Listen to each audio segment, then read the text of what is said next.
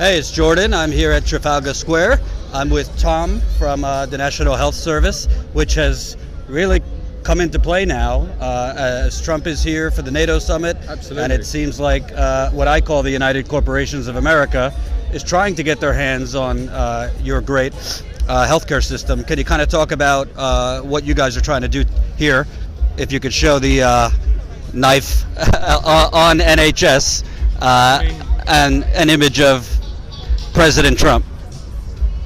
Hi there. Yeah, so the NHS is something that very clearly big corporations around the world, specifically American corporations, absolutely want a piece of. We know now that Tory government officials, trade envoys, have been meeting in secret with their opposite numbers from America, and to begin with, all those documents were heavily redacted, i.e. kept secret, because they do show that, of course, especially drug pricing and in lots of other ways, the NHS is likely to be opened up with a Trump trade deal in this country. Now, the thing is, the background to all of this that makes this especially kind of emotive to people who use the NHS, people who work in the NHS, and just to the general public, is that we've now had 10 years or more absolutely devastating cuts by this right-wing conservative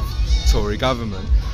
We've seen staffing levels fall to really dangerous levels. And up to 2009, the NHS service was one of the best, I think, top 5 health services in the world, and actually cost per head about half as much as it costs per head the American taxpayer. Wait, are you saying that government healthcare, which citizens pay a little bit more in taxes, you actually save money? Because in America, they fearmonger about that, saying you're going to raise your taxes, you're going to be paying for this socialized medicine. There's a lot of fearmonger in America, which here it doesn't seem to be true. Well, I mean, part of the reason why it's not true and why a trade deal with the Trump administration is so frightening is precisely because whilst it's a publicly administered, publicly owned service, there are all kinds of rules and regulations about drug pricing being the obvious one, about workers' rights and so on. And so you end up having, when it's properly funded, you end up having a fit and healthy, committed workforce that don't, without huge turnover, you have drug prices that are entirely affordable and so on and so on. When the whole system is opened out to private interest, to the profit motive, then you start to see these prices absolutely soaring. Part of the money that the American taxpayer is paying is going directly to, because of drug pricing in the American health system, which is like, in some cases, and this isn't an exaggeration, 1,000% the price of what we pay for some of our drugs in this country.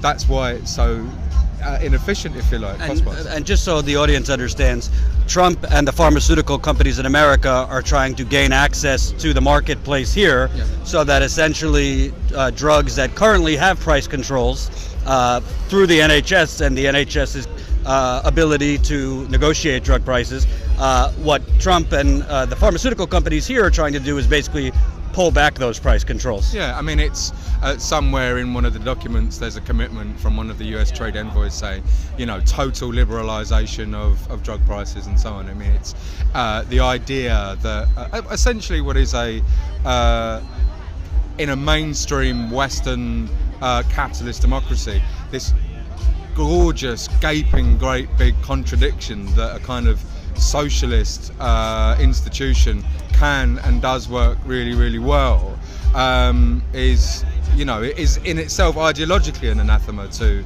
the big corporations as well. So that's one of the reasons we've seen it intentionally defunded and slandered, if you like, as well. And all kinds of scaremongering going on in this country as well. So one of the big ones, which has this really ugly racist tinge to it, is that one of the reasons why the healthcare service is struggling, not because the government's slashing the funding, which it has been doing, as I say, at least since 2010, but probably a little before, is that, the reason why it's struggling is that there's an influx of immigration into this country and refugees from Middle Eastern and predominant Muslim countries, and that's, you know, sucking the blood out of the NHS. We can't afford it anymore, and all this. I mean, it's a lie. I mean, so-called health tourism is like less than 0.1% of the NHS spend, and actually one of the things that makes this NHS great is it's a no questions asked service. Mm-hmm. Like, you turn up in distress, you get healthcare.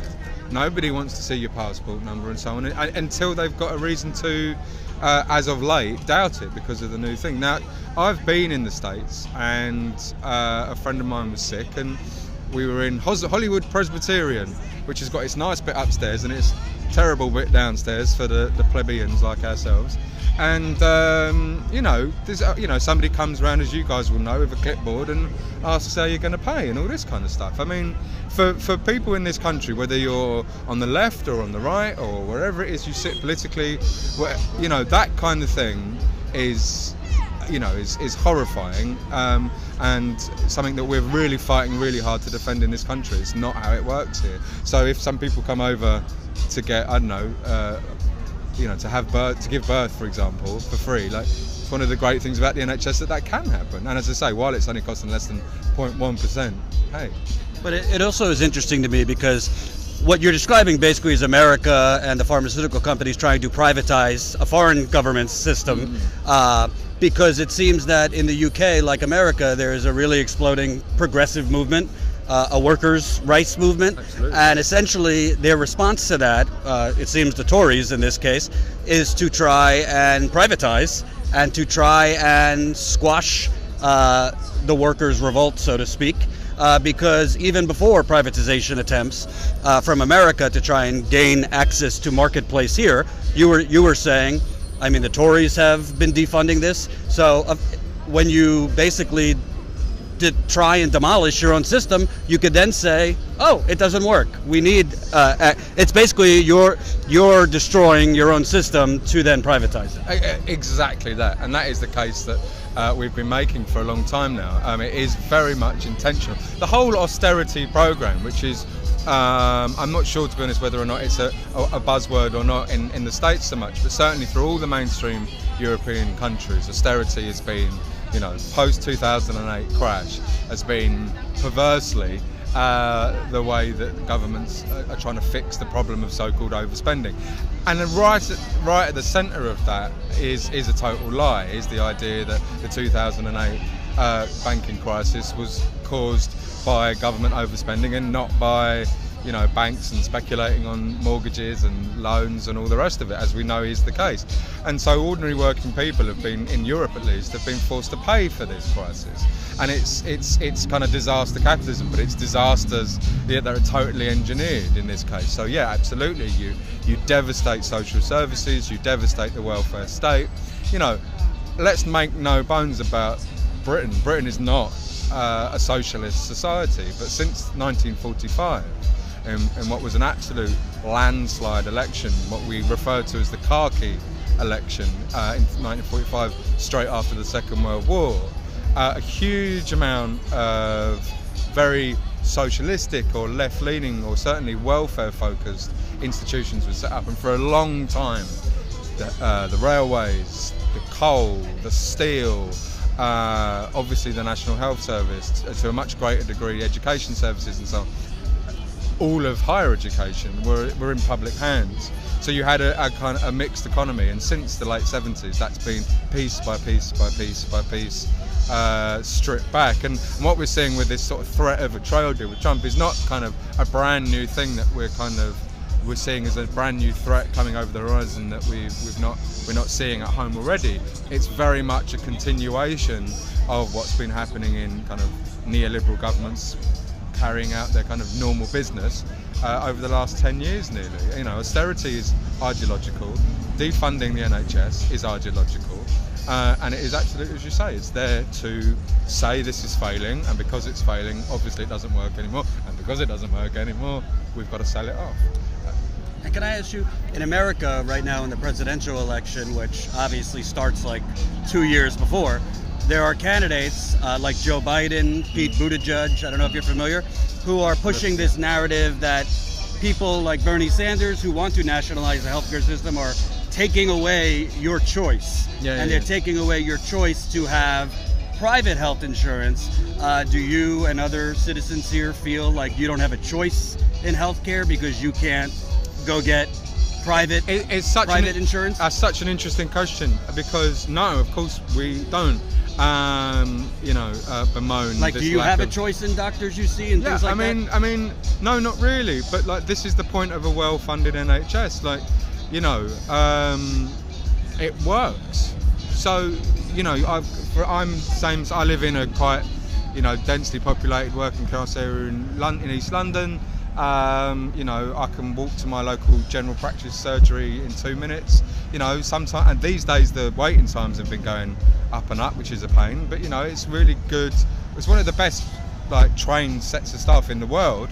Many staff from all over the world come here to train in our NHS education service. The waiting time's going up in part because they've defunded the service. Oh, well, entirely, and because we're now something like.